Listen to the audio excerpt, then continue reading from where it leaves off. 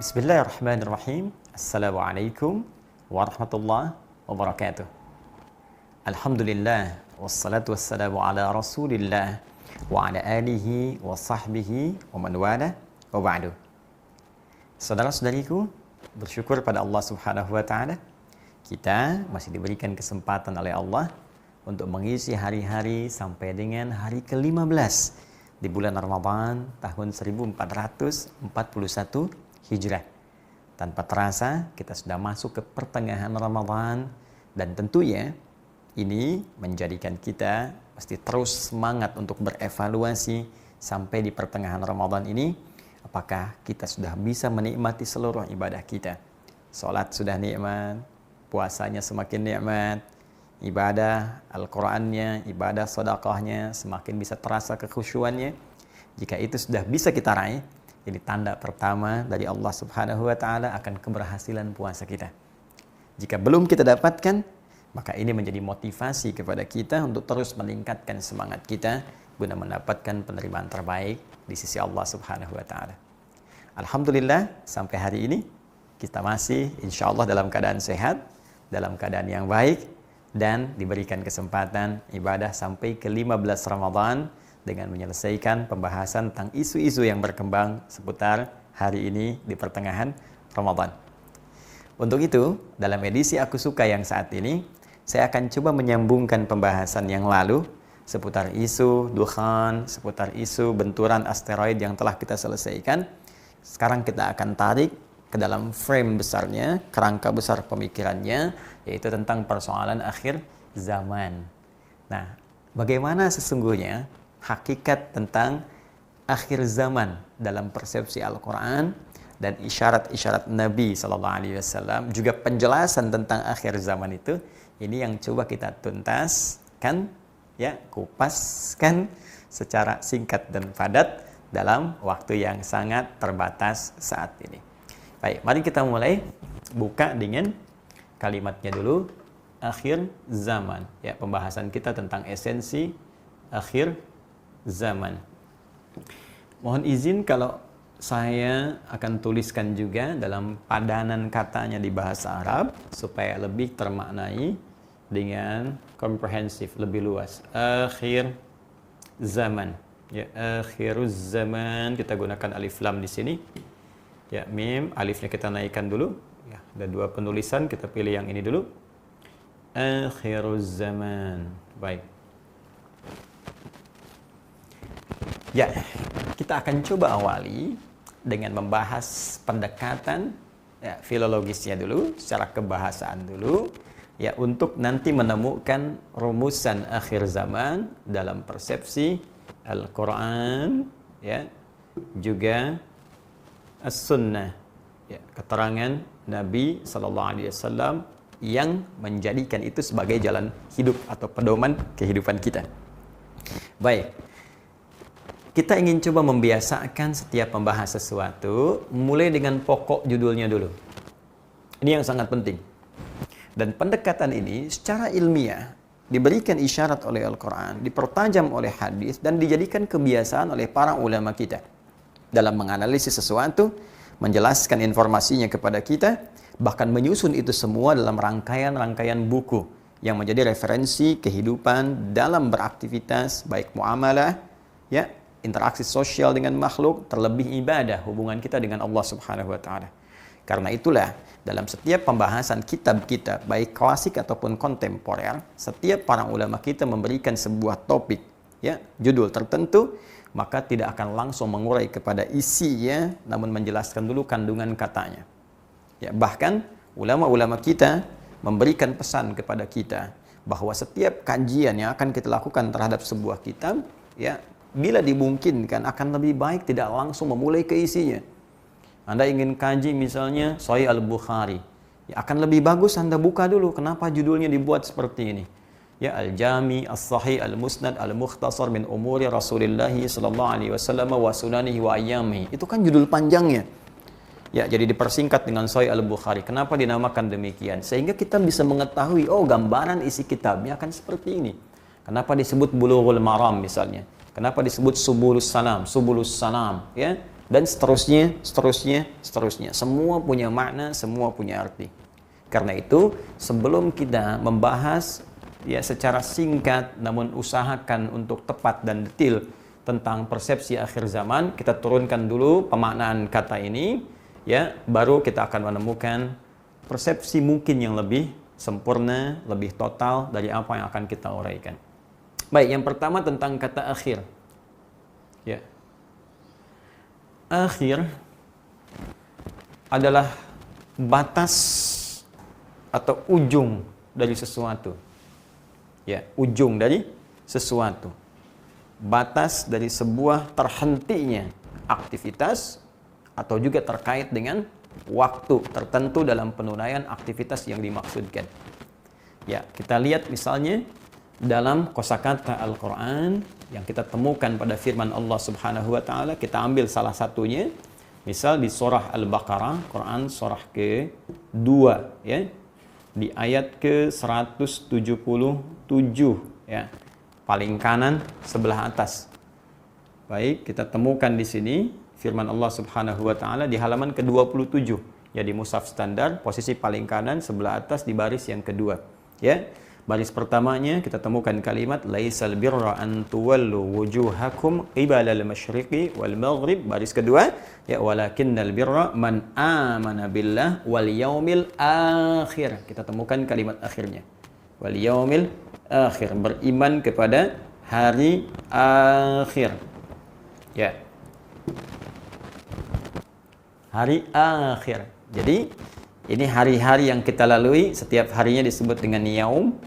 Baik, jamaknya disebut dengan ayyam. Ada firman Allah wa tilkal ayyam nudawiluha bainan nas. Al-ayyam begini sifatnya. Pakai tasdid ya, bukan ayam. Ya, ayam berkokok. Ini ayyam. Baik ya. Jamak dari kata yaum. Yaum ayyam. Ini hari-harinya. Nah, ini yang kita lalui dari mulai hari yang pertama Al-Ahad ya. Ada alif lamnya Al-Ahad. Ya, diserap ke dalam bahasa Indonesia menjadi Ahad. Kemudian yang kedua Al-Itsnain ya, Al-Itsnain. Al-Itsnain itu dari bahasa Arab ya, Itsnain. Itsnain ini dua, diserap ke dalam bahasa Indonesia menjadi Senin. Ah, kan mungkin ada yang baru tahu ya. Kemudian Ats-Tsulatsa. Ats-Tsulatsa. Nah, ini dari kata salasah, tiga. Diserap ke dalam bahasa Indonesia menjadi Selasa ya. Nah, ini kan Senin, Selasa.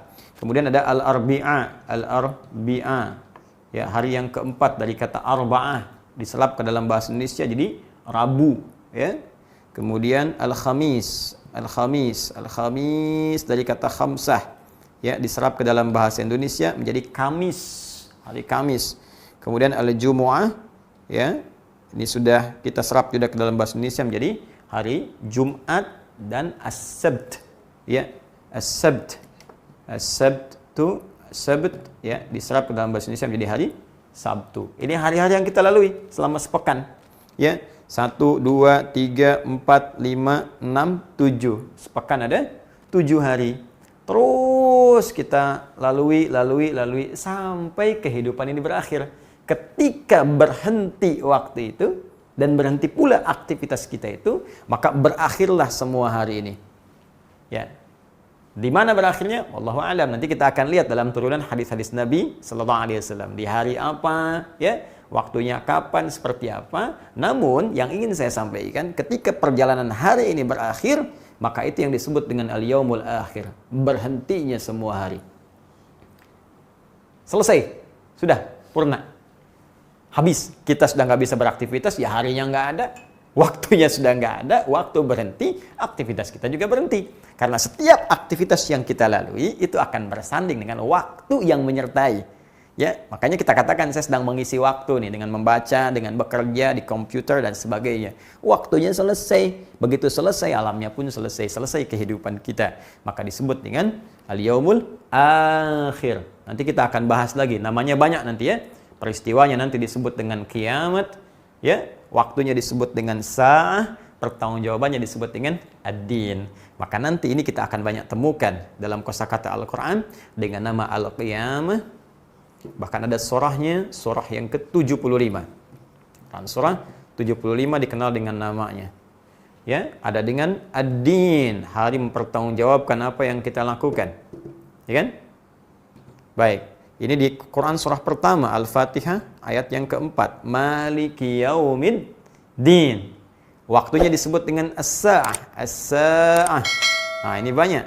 Seperti di Quran surah ke-31 ayat 34. Innallaha 'indahu ilmus sa'ah. Kapan terjadinya ini? Waktu tepatnya disebut dengan sa'ah. Kemudian peristiwanya disebut dengan qiyamah. Kemudian ini yang paling menarik, pada saat terjadinya itu nanti kita akan diminta pertanggungjawaban dari semua aktivitas yang telah kita kerjakan dalam kehidupan sementara kita di muka bumi. Dan hebatnya Al-Quran memberikan detail kepada kita. Bagaimana peristiwa yang terjadi dahsyatnya pada saat itu. Nanti ada ya gambarannya kepada kita supaya kita punya perasaan bersiap untuk terhindar dari semua hal yang mungkin memberikan efek dahsyat dalam kehidupan kita. Hal-hal yang sangat menakutkan, hal-hal yang membuat kita ngeri dan sebagainya, sehingga kita punya persiapan untuk selamat dari peristiwa-peristiwa itu. Nanti kita akan tuntaskan di sini. Apa yang akan dihisab dari kita dimintai pertanggungjawaban, isinya ada di sini. Ya, bagaimana waktu-waktu terjadi dan sebagainya nanti ada di sini. Dan dahsyatnya, Anda hanya temukan ini semua dalam uraian Al-Quran. Kalau Al-Quran bukan bersumber dari Allah Subhanahu wa Ta'ala, sang pencipta semuanya, baik waktu, ya alam, semesta, dan semua aktivitas kita, mustahil akan ada keterangan sedetil ini dalam Al-Quran. Ini menunjukkan nyatalah Al-Quran sebagai firman Allah Subhanahu wa Ta'ala dan bukan karya manusia walau satu titik pun di dalamnya. Baik. Jadi ini pertama tentang akhir. Ini dulu ya. Diselesai ya. Kalau kita dapatkan ini turunannya sampai dengan ke sini. Baik, sekarang kita bicara tentang az-zaman. Kalau kita merujuk kepada kamus-kamus bahasa Arab, ini ada dua bentuk tulisan. Ada az-zaman, ada az-zaman begini. Ya, az-zaman pendek. Sama ya, bisa ditulis dengan begini, az-zaman, bisa ditulis dengan az-zaman. Ini biasa, karena ini ejaan. Ya, ejaan, ini nggak usah disoal. Ini kenapa begini, kenapa begitu. Ustaz, apa bedanya? Bedanya gampang. Yang satu baca panjang az-zaman, yang kedua pendek az-zaman. Ini dialek saja. Ya seperti Maliki Yaumiddin, riwayat Hafiz dari Asim. Bisa dibaca juga dengan riwayat Qalun ya, atau Warsh dari Nafi', Imam Nafi', ada riwayat pendek. Bacanya Maliki Yaumiddin. Jadi bisa dibaca dua. Maliki begini. Ya kan?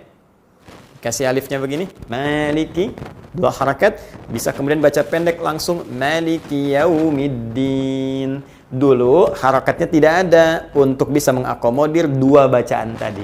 Dua-duanya punya arti yang sama, cuma cara bacanya berbeda saja. Itu biasa. Ya, bahkan yang dahsyat nanti kalau ada kajian yang lain bisa dibaca sebagian dengan dengan imalah. Kita baca wadduha, nanti ada bacaan wadduhe. Jelas ya? Tapi artinya sama. Ya, awas kok bisa begitu Ustaz? Ini dialek kawan. Pengaruh lingkungan, alam tempat kita tinggal membentuk karakteristik lisan kita. Itu pun sudah normal di Indonesia pun berlaku. Kita punya banyak suku, alhamdulillah, masya Allah. Beribu-ribu pulau di Indonesia. Gaya bahasa juga tidak sama, walaupun pengungkapannya beda. Cara mengucapkan makna bisa sama. Misal, orang Jawa menyebut sepeda. Saudara kita di Medan mengatakan sepeda. Kan sama bentuknya, sama bendanya. Sepeda, sepeda. Sama saja. Ya kan? Baik, cicahem dengan cicahem, itu juga. Baik ya? Nah, sekarang kita kesini, supaya tidak terlampau panjang. Bila disebutkan zaman, apa artinya? Sebagian mengatakan dengan waktu. Ya, dalam bahasa Indonesia ditulis waktu. Awas, ini penting nih. Ya, akhir zaman, akhir waktu. Ya, Ustadz akhir zaman, Ustadz akhir waktu. Ya, umat akhir zaman, umat di akhir waktu. Ini baru sekilas. Belum dalam. Karena ternyata di dalam bahasa Arab ada perbedaan spesifik. Waktu itu ternyata banyak turunannya. Zaman, al-waqt, waktu juga dari bahasa Arab. Ya. Nah, sekarang kita turunkan. Apa bedanya zaman dengan waktu? Itu dulu. Kalau zaman itu adalah keterangan menunjuk kepada waktu yang sifatnya mutlak, luas. Ya, kata yang menunjuk kepada waktu dengan konteks yang masih umum, luas. Mau panjang, mau pendek, mau tengah, mau berakhir. Dari awal sampai akhir. Sepanjang sifatnya masih luas, masih umum, itu disebut dengan zaman namanya. Ya. Ini ditemukan di antara contohnya dalam kalimat Nabi sallallahu alaihi wasallam dalam hadis riwayat Al-Bukhari. Ya. Al-Imam Al-Bukhari di dalam kitab sahihnya Kitabul Maghazi, Al-Maghazi, saya tunjukkan babnya, bab tentang qauluhu ta'ala, tentang firman Allah Subhanahu wa taala ya di dalam Quran surah yang ke-9 ya. Ayat yang ke-36. Ya, inna iddatasy syuhuri 'indallahi 12 syahran fi kitabillah. Bab tentang ini tidak disebutkan di dalam Sahih Al-Bukhari-nya, disebutkannya bab qaulihi ta'ala inna iddatasy syuhuri 'indallahi dan seterusnya. Baik, sekarang teruskan teman-teman sekalian. Nomor hadisnya ditemukan di nomor hadis 4406 sampai 4407. Rawinya ya dari sahabat Abi Bakrah radhiyallahu taala anhu. Baik. An Abi Bakrah radhiyallahu taala anhu qala Rasulullah sallallahu alaihi wasallam, dari Nabi sallallahu alaihi wasallam beliau menyampaikan innaz zamana, muncul redaksinya, innaz zamana ya qad istadaraka hayati yauma khalaqas samawati wal arda as-sanatu 12 syahran ya minha arba'atun hurum thalathun mutawaliyatun Dzulqa'dah, Dzulhijjah, Al-Muharram wa Rajabun Mudhar alladzi baina Jumada wa Sya'ban. Kata Nabi, innaz zamana, sungguh waktu yang Allah telah bukakan di alam semesta ini untuk kita lalui dalam kehidupan kita. Ya, qad istadaraka hayati, terus akan berputar. Seperti itu saja sampai selesai kehidupan. Ya, kalau kita kembalikan dari siang ke malam, malam ke siang lagi selama 24 jam, muncul hari-hari, 24 jam satu hari, tambah lagi dari hari-hari jadi pekan, pekan jadi bulan, terus begitu sampai selesai. Itu telah ditetapkan yauma khalaqas samawati wal ardh, sejak diciptakannya langit dan bumi. Waktu akan begitu berputarnya. Ya. Kemudian berputar terus sampai dengan setahun kata Nabi SAW ada 12 bulan. Ini sangat menarik loh. Ya, Nabi sudah menjelaskan 15 abad yang lalu setahun 12 bulan. Al-Quran juga mengatakan begitu, inna iddatasy syuhuri 'indallahi 12 syahran fi kitabillah. Ya, setahun ditetapkan oleh Allah itu ada 12 bulan. Dari 12 bulan ada 4 bulan istimewa dikenal dengan bulan Hurum, 3 berurutan. Bulan ke-11 Dzulqa'dah, bukan Dzulqa'dah, bukan Dzulqa'idah, tapi Dzulqa'dah. 12 Dzulhijjah, bulan pertama Al-Muharram, dengan nanti bulan Rajab, bulan ke-7 alladzi baina Jumada wa Sya'ban, terletak antara bulan ke-6 Jumada dengan bulan Sya'ban, bulan ke-8. Poin kita, syahidnya, poinnya terletak pada kalimat az-zaman, ada di hadis Nabi. Ya, dengan makna tadi yang masih umum. Perputaran waktu yang masih umum, masih mutlak tanpa batas. Baik, Ustadz kenapa tidak mengambil dari Al-Quran? Ini yang paling menarik. Ya, ternyata ketika kita kembalikan kepada Al-Quran, ini tidak ditemukan, baik yang zaman ataupun zaman pendek. Kok bisa Ustadz? Ini yang sangat menarik. Karena ternyata ketika Allah menyampaikan Al-Quran sebagai kitab pedoman dalam kehidupan. Pedoman hidup, semua aspek hidup kita ada di situ. Ya, dari mulai sebelum lahir, sampai bayi, sampai jadi terus ya remaja, sampai dengan pemuda, sampai menikah, sampai berumah tangga, sampai jadi ayah, sampai kakek, nenek, sampai profesi, sampai wafat, sampai alam kubur, sampai akhirat, ada semua di situ. Pedomannya ada. Petunjuknya jelas. Semua petunjuk hidup itu secara singkat disebut dengan hudan namanya. Hudan. Quran surah kedua Al-Baqarah ayat 185. Ya, paling kiri pertengahan di mushaf. Syahrul Ramadhan alladzi unzila fihi al-Quran. Di bulan Ramadan yang ditunaikan puasa itu, istimewanya diturunkan Al-Quran pada saat itu. Apa fungsinya? Fungsi bulan Ramadan itu ketika diturunkan Quran, apa fungsi Qurannya? hudal linnas, sebagai pedoman hidup untuk semua manusia. Nah, sifat pedoman itu kan mesti jelas. Ya kan? Mesti terukur, mesti detail. Mesti ada penjelasan, mesti ada rincian, mesti ada poin-poin. Nggak bisa dibuat umum. Kalau umum bagaimana teknis mengerjakannya? Anda silahkan tunaikan hidup berumah tangga. Tanya, bagaimana pedomannya? Ya rumah tangga aja, kan jadi nggak jelas. Mesti ada poin-poinnya, ya kan? Walaupun nanti poin-poin ini akan ada penjelasan-penjelasan spesifik misalnya. Minimal mesti terukur. Karena itulah yang paling menarik di Al-Quran ketika berbicara tentang waktu. Allah memberikan pedoman yang sangat jelas dan menurunkan turunan-turunan dari zaman ini supaya lebih terukur aktivitas kita mengisi waktu itu. Seakan-akan Allah ingin berkata begini, jangan sampai waktu yang diberikan cuma mengambang begitu saja menjadi mutlak, berputar tanpa makna. Aku ingin semua waktu itu diisi dengan kegiatan-kegiatan yang lebih bermanfaat sebagai persiapan untuk pulang. Itu yang paling dahsyat.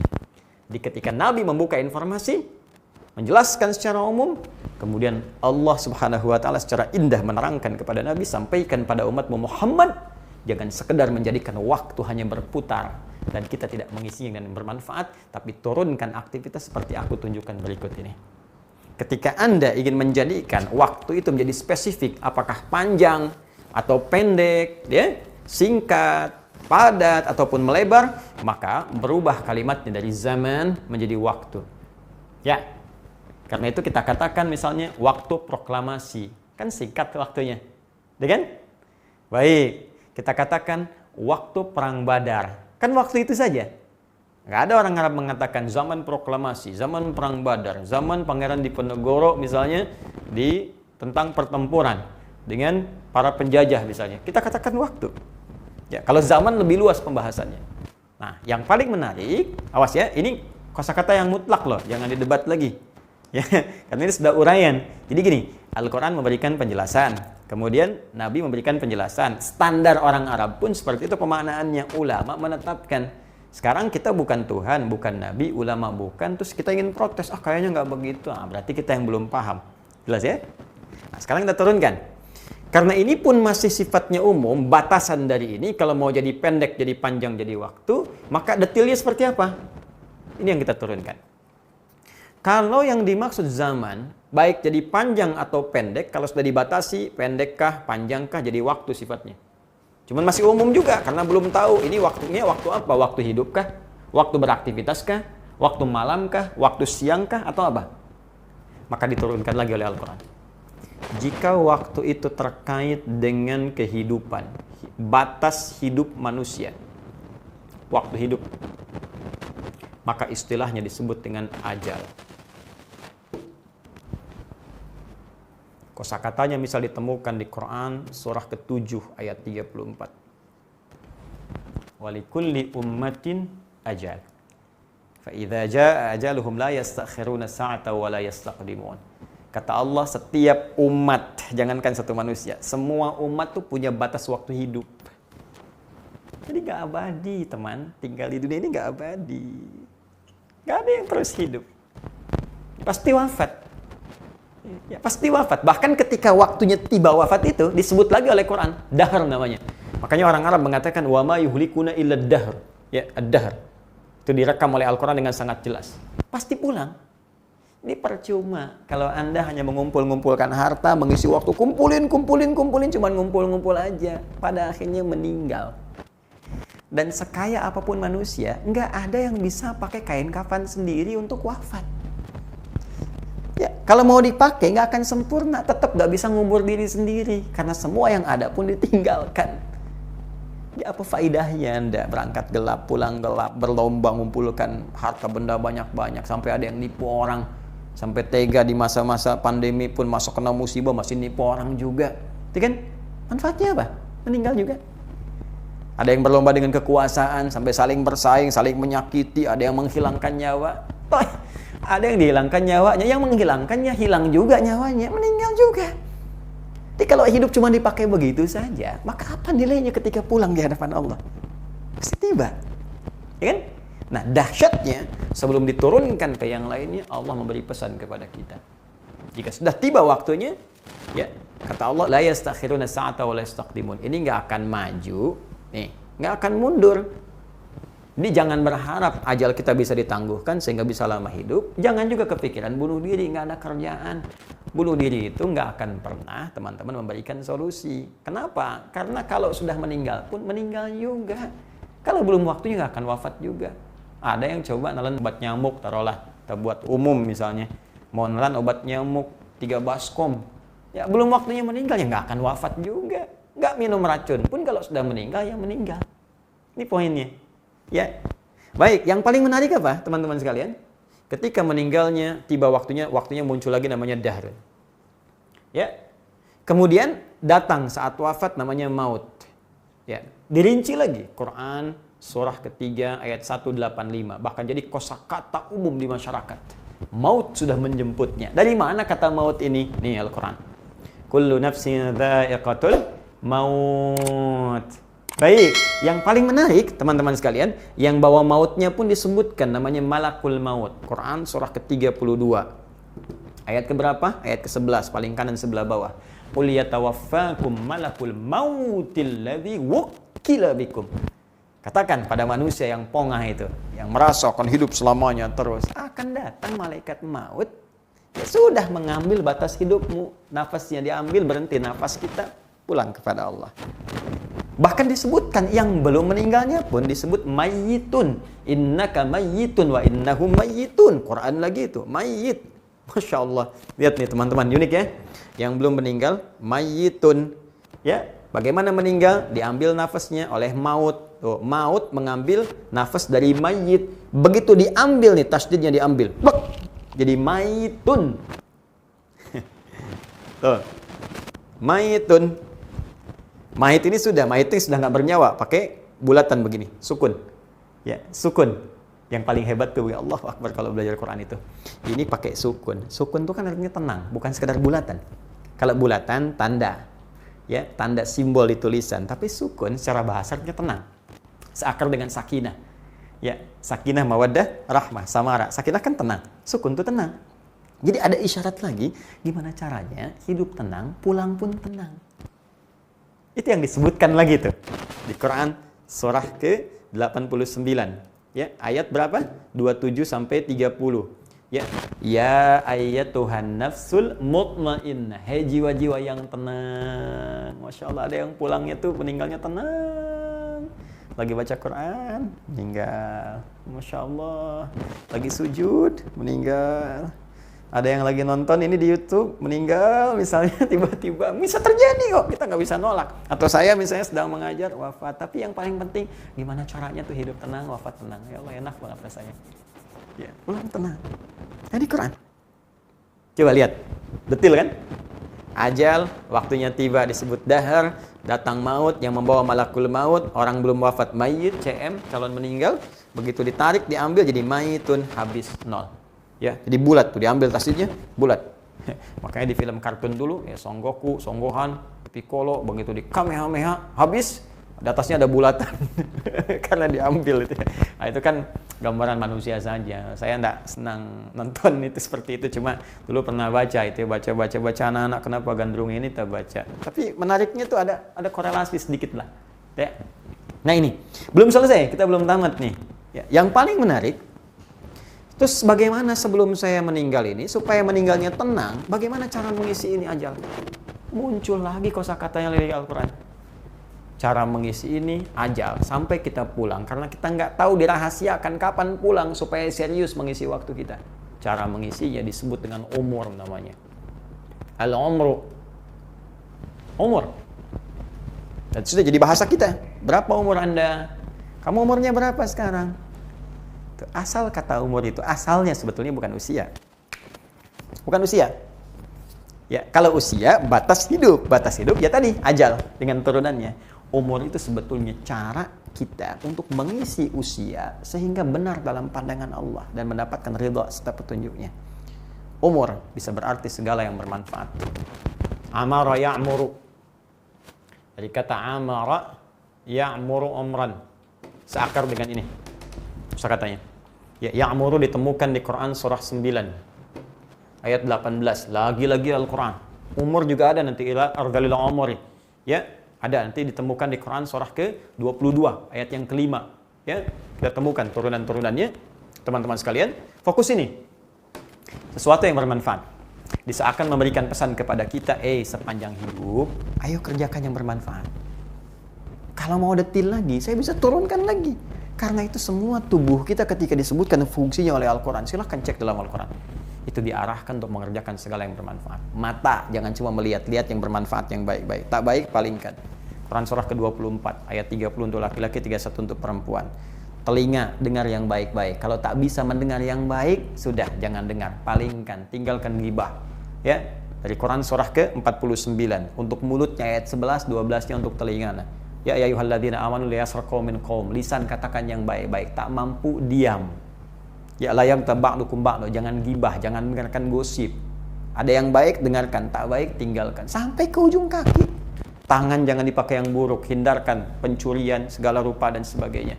Ya, ada di Al-Maidah Quran surah ke-5 ayat 38, wasariq wasariqatu faqtu aydiyahuma jazaa'an bima kasabana kala minallah. Itu tangan, kata Allah, saya berikan tangan fungsinya untuk berbuat yang baik, bukan untuk mencuri. Daripada dipakai mencuri, potong aja lah, kata Allah. Atau potong peluang tangan itu untuk berbuat yang tidak baik dengan membuat hukum-hukum yang ketat. Sampai ke ujung kaki. Jadi sepanjang kita hidup, isi dengan bermanfaat. Karena itu kalau ada yang tanya, berapa umur Anda? Itu titipan dari Allah, dari usia sampai segitu, berapa banyak manfaat yang sudah kita hasilkan untuk pulang. Katanya pengen ke surga. Katanya pengen Firdaus. Tapi mata nggak banyak manfaat, lisan nggak banyak manfaat. Lisan diam, tangan nulis yang kotor-kotor. Bikin hoax. Ya, saling mencela, saling menghina. Sudah tahu Ramadan bulan baik, masih mencela juga. Katanya pengen ke surga. Tapi perbuatan tidak menunjukkan perbuatan ahli surga. Kan tidak menarik semua itu. Ini poin teman-teman sekalian. Kembalikan ke sini. Ya, jangan-jangan anak 4 tahun sudah banyak manfaatnya padahal dia belum balik. Anda diberi 40 tahun, 50 tahun, 60 tahun, berapa dosa yang dikumpulkan? Oleh karena itu seorang ulama saleh tawadhu, ketika kedatangan anak kecil dia cium tangannya. Bukan sekedar menunjukkan sayang, tapi hormat. Ya, saya mencoba membiasakan untuk mencium tangan anak-anak kita misalnya. Hormat. Apa logika hormatnya? Anak ini masih bening, dia belum balik. Belum berdosa di hadapan Allah, walaupun salah, bukan karena salah balignya, karena belum paham dia dikerjakan. Masih bersih. Sedangkan saya kata yang 40 tahun, 50 tahun masih banyak dosa. Masa yang banyak dosa merasa angkuh dibandingkan dengan yang bersih? Lihat cara berpikir ulama kita yang pada tawadhu itu. Allahu Akbar. Umur juga berarti kesuksesan. Ayo, sepanjang kita di dunia ini pupuk kesuksesan untuk bekal akhirat kita. Sukses ibadahnya, sukses beraktivitasnya. Ayo, Anda mau cari bekal apa untuk ke akhirat? Ya, dengan kekayaan silahkan, sukses, kerja yang bagus, berusaha, dapatkan harta yang banyak, jadi orang kaya. Dengan kekayaan itu cari bekal ke surga. Pengen tahu ayatnya lagi? Ada. Quran surah misalnya ke-28, ya. Ayatnya berapa Ustaz? Ayat 77. Ya, paling kiri sebelah bawah di mushaf, wabtaghi fima ataqallahu daral akhirah wa la tansa nasibaka minad dunya. Ya, gunakan harta yang telah kau dapatkan itu, kau kumpul-kumpulkan untuk cari kemuliaan akhiratmu. Apa yang saya dapatkan di akhirat Ustaz? Ada ayatnya lagi? Ada. Buka Quran surah ke-3 Ali Imran, ayat ke-133 sampai 134. Ini surga diperuntukkan oleh Allah bagi orang yang dermawan, suka berbagi, ditempatkan di surga, tempatnya seluas langit dan bumi. Ya, banyak peluangnya. Sukses, ayo. Sukses dengan kedudukan. Bikin polisi-polisi yang baik, kebijakan-kebijakan yang hebat, yang bagus. Ya, supaya orang bisa sejahtera, orang bisa baik. Itu kesempatan, mumpung masih bisa memimpin. Kalau sudah dipindahkan pada orang lain, nggak ada lagi peluangnya. Ya, bikin kebijakan yang baik, menyejahterakan rakyat, begini caranya, begini mengatur, begini dan begitu. Kalau muslim bikin, bagaimana misalnya kebijakan untuk bisa sholat tepat waktu dan sebagainya. Pahala dikumpulkan dari situ. Allahu Akbar. Ya, ustadz juga begitu. Ya, sukses dengan menuntut ilmu, cari yang bagus, sampaikan ke masyarakat dengan benar, di situ dapat pahala. Ini poinnya. Berkah. Umur berarti berkah. Bertambahnya nilai-nilai kebaikan. Ziyadatul khair. Jadi saya baru tunjukkan satu, teman-teman. Nah, sekarang pertanyaannya, dalam mengisi umur, kan ada waktu lagi. Kalau saya ingin mengeksekusi ini semua dengan planning yang telah saya siapkan, maka apa waktu yang disebutkan dalam Al-Quran?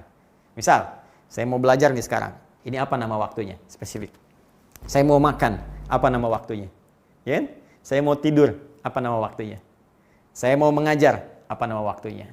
Yang paling dahsyat, Anda akan temukan semua rinciannya dalam Al-Quran. sampai semua itu akan mengarahkan kepada makna akhir zaman, berakhirnya semua waktu dalam kehidupan. Pertanyaannya, bagaimana kita bisa mengetahui semua detil itu dan petunjuk-petunjuk pengerjaan dan eksekusinya? Itu yang akan kita bahas dalam pertemuan esok pada edisi ke-16 di program Aku Suka. Semoga bisa memberikan manfaat untuk kita semua dan semoga diridhoi oleh Allah Subhanahu wa taala. Tetap berprasangka baik kepada Allah, tetap kita saling berbuat baik dalam kehidupan, saling mengoreksi diri kita dalam ketaatan kepada Allah, dan semoga kita diberikan kemuliaan oleh Allah Subhanahu wa taala. Demikian yang saya sampaikan, semoga bisa bermanfaat, semoga diridhoi Allah Subhanahu wa taala. Saya selalu terbuka untuk menerima koreksi dan masukan-masukan sehingga membuat kehidupan kita lebih bermanfaat dengan sumber yang benar, dengan ridha Allah dan cinta Rasulullah SAW yang bisa kita dapatkan.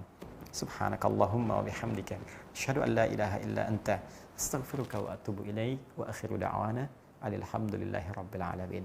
Selamat berbuka. Assalamualaikum warahmatullahi wabarakatuh.